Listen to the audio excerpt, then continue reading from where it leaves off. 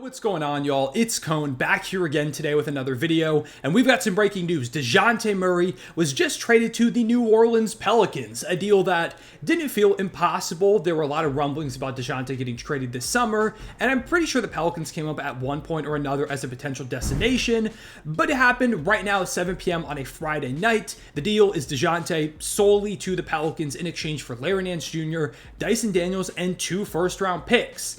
A lot to unpack with this trade. I want to start from the Hawks' perspective and then get into what this means for New Orleans, because obviously they got the biggest name in this deal. Let's start off with Atlanta. This is a trade that they had to go ahead and make. They could have done it with a number of teams, but they had to trade Dejounte Murray because the experiment wasn't working. I was never a fan of adding Dejounte to the Hawks. It always felt like a little bit of a clunkier fit than people realize in that backcourt. Sure, the theory of adding a defensive point guard or defensive guard in general next to Trae made sense, but he never felt like he'd be a great off-ball player. Trae Young was never that type of guy, and it was clunky. The Hawks have not reached the levels they got to in 2021 when they made the Eastern Conference Finals with this duo in town. They gave up a lot of assets to make it happen, and here they went ahead and cut it short. We knew they were trading one or both these guys, and for the moment, they've traded one over to the Pelicans, and I've seen a lot of people say the Hawks got fleeced in this deal.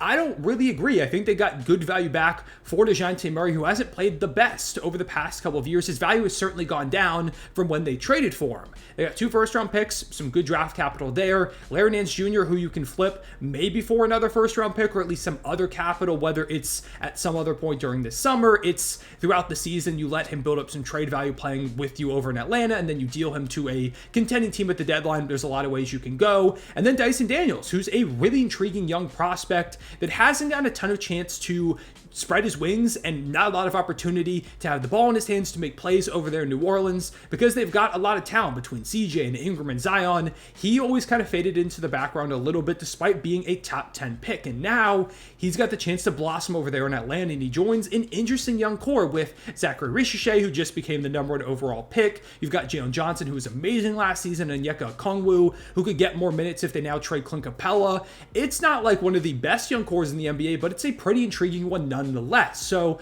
I don't agree that the Hawks got fleeced. Ultimately, I think they got a pretty good return for Dejounte Murray. But of course, this brings about the question, what does this now mean for Trae Young? That's the next big question they have to answer, because in theory, this feels like a rebuilding package. They didn't get back any really good players to help Trae Young out. I guess Nance Jr. could, and Dyson Daniels can shore up your defense a little bit, but neither one of those guys are going to take you from a non-playoff team to a high-level playoff team. It's just not going to happen unless they've got other moves in mind. So with this deal alone, it feels like they're probably going to lean towards trading Trae Young, which is the move that I would probably consider making if I were the Hawks. You can get a lot of value back from him. You can get some really good assets.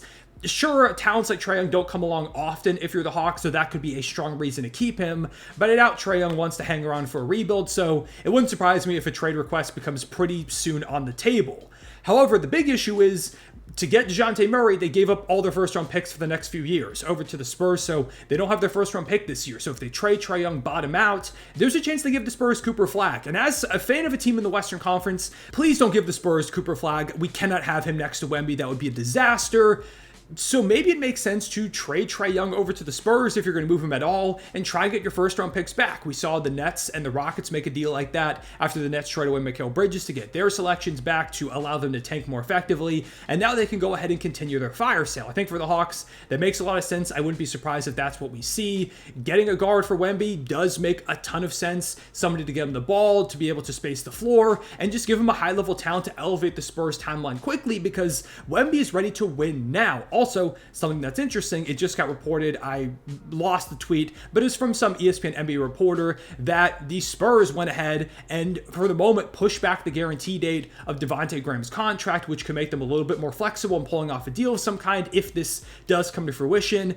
I don't know if it has anything to do directly with the Trae Young deal, but the timing does feel a little bit strange, so that's something to keep an eye on. And if Trae goes over to the Spurs, him and Wemby would be a terrifying duo. It's just a matter of if the Hawks are willing to pull the trigger. Let me know what your thoughts are far on the Trae Young situation because it's one of those debates that I could be swayed one way or another. I think there's convincing arguments for every single possible outcome, and I don't know if it's really imminent. I feel like this is one of those situations we could see really drag on into July and August, depending on how active the Hawks want to be. Then we get to the Pelican side of things, where this is incredibly interesting. They are one of those teams that's kind of been stuck in the middle in the Western Conference. They've had some really good runs like last season, not this past one, but the one before, where they were the 1 seed for a little bit with Zion carrying them. He looked amazing. Ingram was hurt, but then they eventually slid down the standings after Zion got injured. They've tried it a couple of years before, couldn't really keep their guys on the court. And this season, even though both of them were out there for a majority of the year, it just wasn't enough to keep up with the top teams in the West. And then Zion did get hurt in the playing game, got swept by OKC.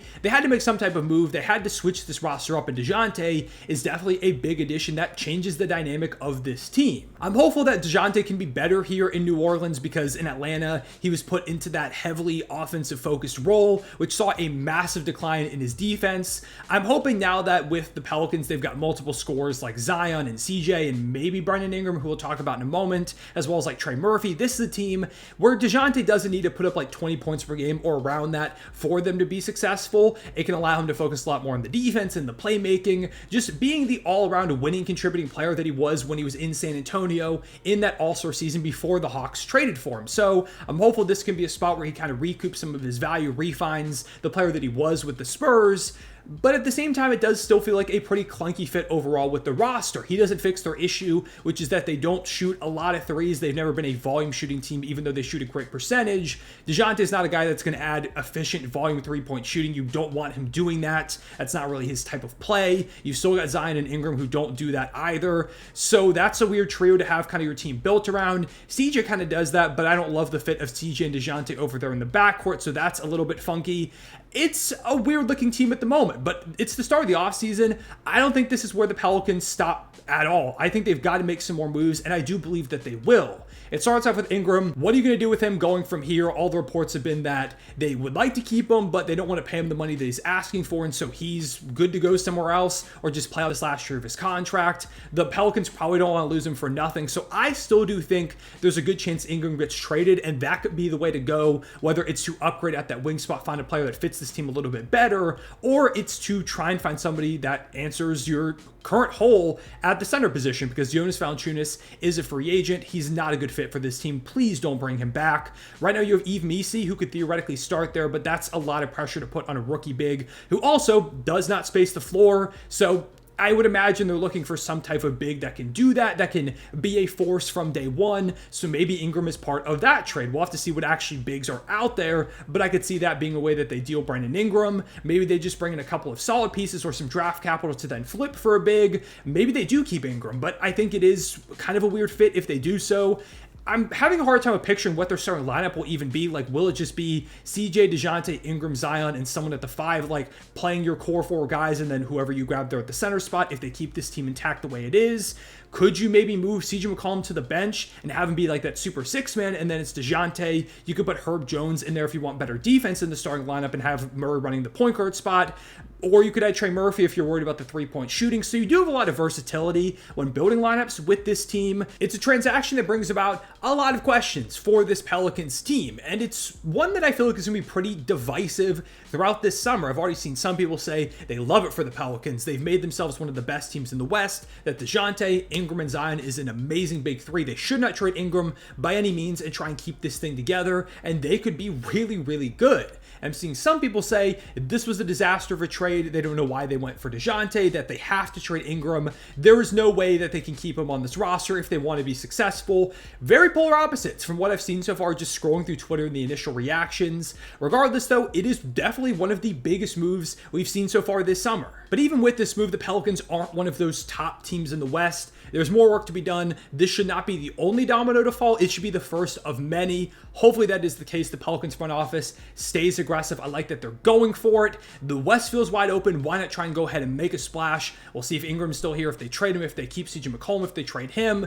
Who's the big man going forward? Can Zion stay healthy? Because honestly, none of this even matters. They could build like the perfect team, but if Zion can't stay on the court, it's all just going to fall apart. He is the linchpin of the whole thing. Hopefully next season is actually his chance to do so. And I do think by adding more players that can take some of that workload off of him, you give him a better chance to be ready for the playoffs. So hopefully that is what happens. But yeah, those are my initial thoughts on this trade. For the Hawks, I think they got a good return. We'll see what happens with Trae Young, because now that is the hot button issue in the NBA. And then for the Pelicans, it's an interesting move. I don't love the fit right off the bat, but again, I think the roster is going to continue to change, and I like that they're being aggressive and trying to find their way towards the top of the Western Conference rather than just staying pat in the middle.